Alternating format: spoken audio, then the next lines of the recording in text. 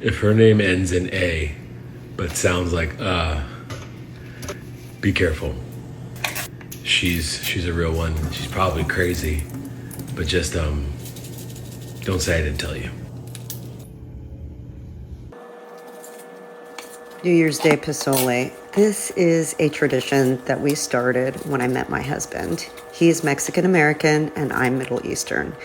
And to me, food is all about this marriage of flavors and textures and colors and balance and fat and umami and acid. And when it all comes together in this beautiful symphony, there's nothing like it.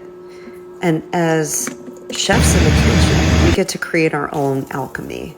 It's kitchen alchemy. It's magic. Because we have opposable thumbs, we can do this, unlike any other creatures on the planet.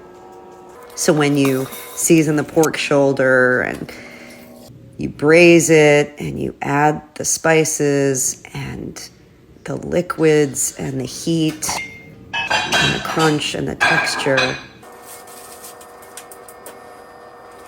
well, it's a lot to share in this 90 seconds.